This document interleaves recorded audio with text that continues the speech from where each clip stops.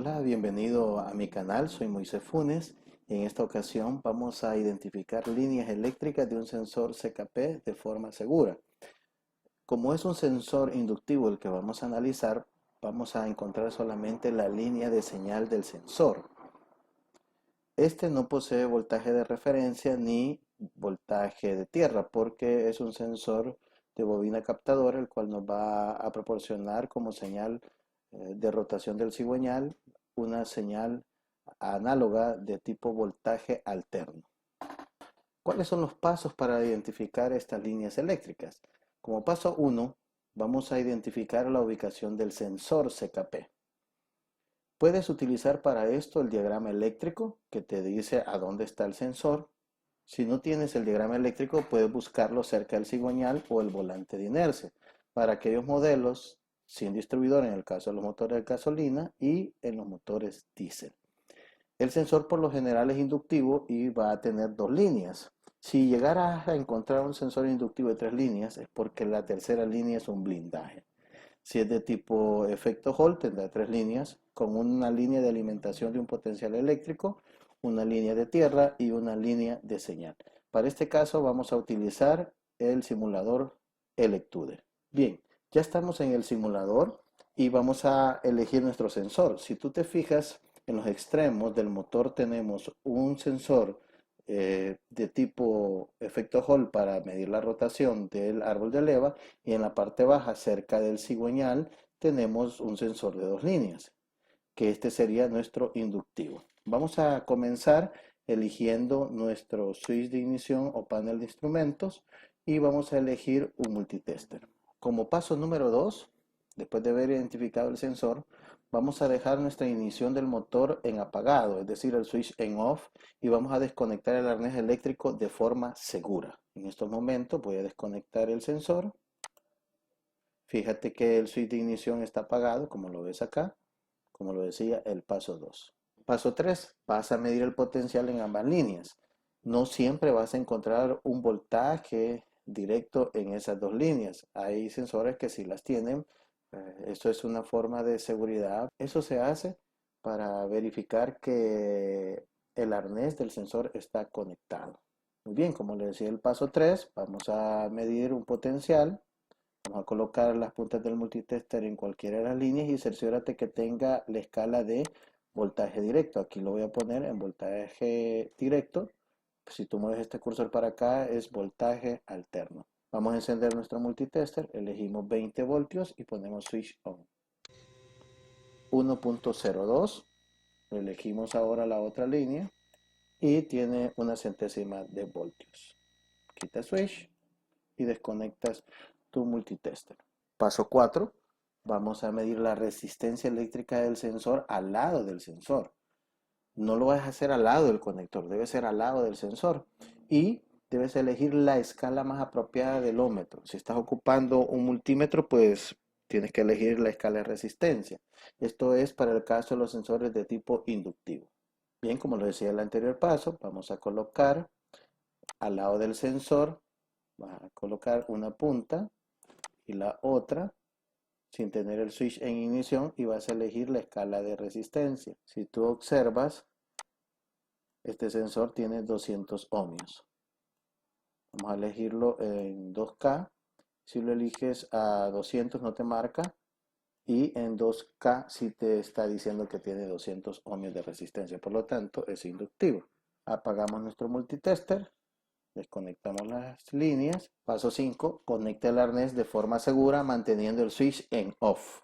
Vamos a conectar nuestro sensor ahorita, cerciorándote que el switch siempre esté en off. En algunos otros sensores, cuando haces esto y mueves el switch a ignición, es posible que te agarre código de falla. Por lo tanto, debes de tener un escáner para borrarlo o algunos modelos desconecta el negativo de la batería por unos 30 segundos a un minuto para que se borren los códigos. Paso 6. Vas a colocar un alfiler en cada línea del conector de forma segura, evitando que entre ellos se topen la parte metálica porque puede generar un corto. No pinches o perfores la línea eléctrica porque estos cables vienen en trenzas, un alambre de cobre. Si tú lo perforas, traspasas con un alfiler o una aguja esa línea, o pelas la línea, lo expones a tener fallas eléctricas a la hora de hacer las mediciones y estás dañando las líneas eléctricas porque rompes hilos de cobre en el momento. Para mi caso, como no vamos a tener alfileres directamente, si tú te fijas, yo puedo colocar el multitester en cada uno de los conectores sin evitar utilizar alfileres, pero recuerda, no vayas a perforar o pelar líneas. Selecciona en tu multitester la escala de voltaje alterno adecuado. Este sería el paso número 7. Muy bien, ya tenemos colocadas las puntas del multitester y vamos a seleccionar la escala de voltaje alterno y ahora sí, ya puedes utilizar la escala que a ti te corresponde o la que te esté marcando adecuadamente. Paso número 8, debes arrancar el motor y colocar las puntas del multitester en los dos alfileres. Trata siempre la manera de no generar cortos. Si no marca nada, entonces solo intercambia las puntas, porque eso suele ocurrir en estos sensores. Tú vas a medir y no te marcó nada, solo cambia las puntas de tu multitester en la posición de los alfileres y ahí te va a marcar. Acelera el motor para verificar un aumento de voltaje alterno. Muy bien, ya que tenemos colocado nuestro multitester, hoy vamos a arrancar nuestro motor y vamos a dar start. Si tú te fijas, ya me está marcando voltaje alterno 3.15, 3.12, 3.06 y si yo lo acelero, yo voy a ver un aumento de voltaje alterno. Observa 7, 8, 9 voltios. Si no te marcara, así como yo tengo las puntas, la roja en la naranjada y la negra en la verde, solo cámbiale de posición hasta que te marque. Ahora bien, después de haber realizado esta prueba y verificar que el multitester siempre me marca voltaje, yo te podría recomendar que el multitester es de una capacidad tan lenta que si hay pequeños vacíos o cortes de voltaje porque esté dañado el sensor o el reductor esté en malas condiciones, el multitester posiblemente no te vaya a mostrar eso. Siempre te va a marcar un voltaje alterno y puedes engañarte. Lo más adecuado es usar un osciloscopio. Paso número 9. Vas a instalar tu osciloscopio. La punta negra del osciloscopio debe ser instalada en el negativo de la batería y la otra punta del osciloscopio, que puede ser de color azul, puede ser color verde, puede ser color rojo, va a ser en una de las dos líneas que tiene el alfiler. Solo te va a marcar en una de las dos, no en las dos. ¿Por qué? Porque a la hora de utilizar el osciloscopio solamente ocupamos una línea de las dos del inductivo para poder ver la señal. Debes ajustar correctamente el osciloscopio para tener una imagen muy limpia y clara de la señal del sensor. Después de eso puedes elegir las magnitudes eléctricas que quieras medir, voltaje alterno, frecuencia, amplitud, periodo, ciclo de trabajo, positivo o negativo, el famoso duty cycle, o el ancho de pulso, positivo o negativo. En estos momentos vamos a elegir en nuestro simulador el osciloscopio. Como tú puedes ver, acá tengo el osciloscopio. Voy a elegir la punta negra del osciloscopio en el negativo de la batería y el rojo lo voy a ubicar en la línea verde. Vamos a encender el osciloscopio. Vamos a elegir voltaje alterno. Vamos a dar OK y le vamos a dar arranque al motor. Si tú observas, en este momento no te está marcando prácticamente nada, por lo tanto debes elegir la otra línea. Apaga el motor, elige la línea anaranjada y ahora sí, demos arranque al motor y observa, hoy sí ya tengo un potencial eléctrico y ya se empieza a ver una señal. El voltaje alterno que está generando es de, por ejemplo, 3.8 voltios. Ahora bien, ¿es este voltaje el adecuado? Pues verifiquémoslo con lo que es la amplitud de la onda. Vamos a mejorar la imagen con estos cursores, este color rojo que me va a indicar la división de voltaje que yo quiero. Vamos a elegir el cursor negro para aumentar o disminuir el tiempo de visualización. Entonces en estos momentos lo vamos a descongelar y vamos a elegir la parte de amplitud primero. ¿ya? Y lo vamos a arrancar. Ahora, si tú te fijas en estos momentos, la amplitud dice que es de 12.26 voltios de corriente alterna, por lo tanto aquellos 3 voltios no era la verdadera amplitud que estábamos viendo. Pero ese voltaje, ¿cuál es? Lo vamos a mejorar acá, le vamos a aumentar o disminuir, mira cómo se van haciendo más cercanos, entonces vamos a empezar a disminuir hasta poder ver una gráfica adecuada. Si tú ves no está mejorando, lo voy a cambiar con este en la división de voltaje y lo vamos a aumentar acá hasta dejar una imagen muy limpia. Bien, después de haber ajustado nuestro osciloscopio, hoy sí ya se puede observar que tenemos una señal seno, es una señal senoidal, y esto es debido a que utilizamos bobinas captadoras que van a ser interrumpido su campo magnético por un reductor que va a estar ubicado en el cigüeñal o el volante de inercia. Ahora bien, este pico de voltaje que tú ves acá básicamente es la mayor amplitud que alcanza, 13 voltios, 12 voltios, eso es lo que estamos viendo acá. Pero ¿por qué estas líneas son diferentes a esta otra, esta señal? Porque esto te está identificando el cilindro número 1 para que la computadora pueda hacer el cálculo y determinar el orden de encendido o el orden de inyección. Para este caso, este sensor me está generando dos señales. La señal de RPM, que serían las ondas senoidales que ves acá continuas y que son idénticas, y una onda más alargada, que esa sería la identificación del cilindro 1. Entonces este sensor me está generando dos señales, la señal de identificación de cilindro y la señal de RPM, mientras que el del árbol de leva me está indicando solamente PMS de los cilindros. Ahora bien, esto sería la amplitud para este caso. Y observa que todas son idénticas, deben de ser así. Si hay una distorsión en alguna de estas ondas, esto implicaría que tenemos un diente quebrado, un diente sucio o dañado en el cigüeñal, que es la parte del reductor, y si desaparece es porque tenemos una falla más crítica. Otra cosa importante que debes entender, que cada cambio de ciclo, cuando baja al valor negativo, pasa por cero, sube al valor positivo, pasa por cero y regresa al negativo, ese ciclo debe de ser limpio y corresponde a un diente del reductor en el cigüeñal. Estamos midiendo la amplitud, por ejemplo, 10.33.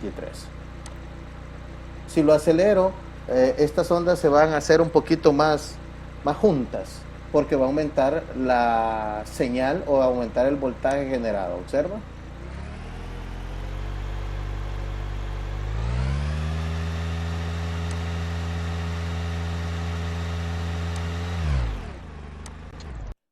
Después que ha apagado el motor, si tú miras, ya no se alcanza a ver la onda porque ella se ha ampliado. Yo tendría que haber movido este cursor en esa aceleración para ver el voltaje, porque lo más que puedo ver son 5 y aquí están 26.60 voltios. Así que hay que ir ajustando nuestro osciloscopio. Esto en un osciloscopio real lo tienes, solo que tienes que buscarlo en el menú adecuado. Muy bien, después de haber hecho esto, vamos a elegir nosotros en este momento cuál es la frecuencia de esa amplitud. Vamos a dar arranque. Observa. Están habiendo 907, casi 908 ciclos, es decir, hay un cambio de 908 veces desde el positivo al negativo regresando al positivo, donde tú lo quieras tomar en la onda senoidal. Es decir, aquí el osciloscopio no me muestra todas las ondas senoidales porque casi son 1000 y solamente tenemos acceso a unas cuantas. Pero si yo lo descongelo, observa, y lo acelero, van a empezar a aparecer más rápido. Mira.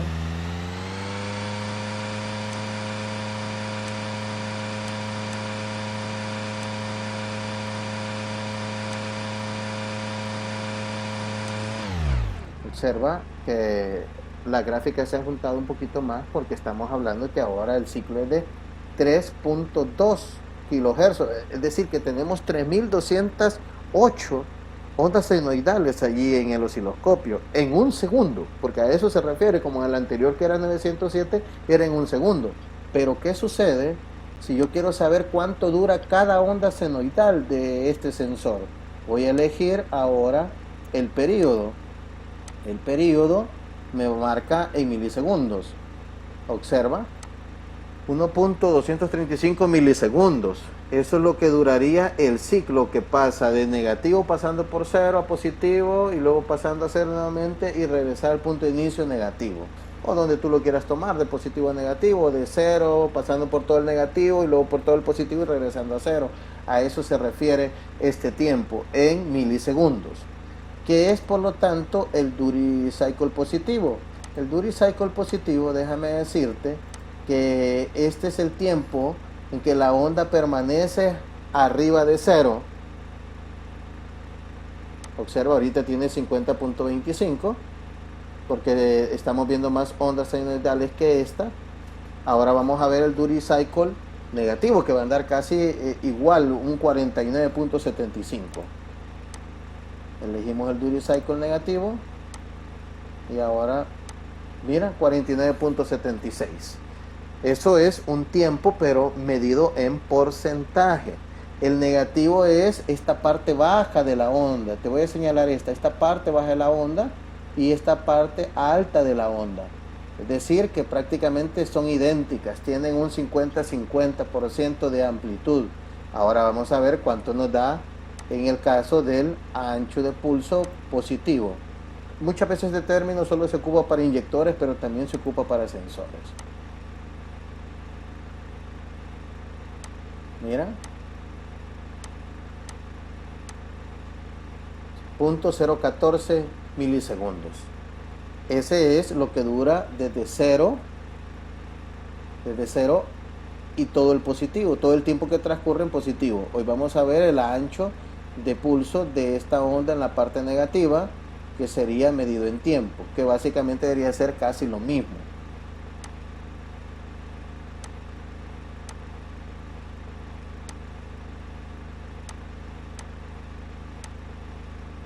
Si tú observas, prácticamente es lo mismo, 0.014 milisegundos.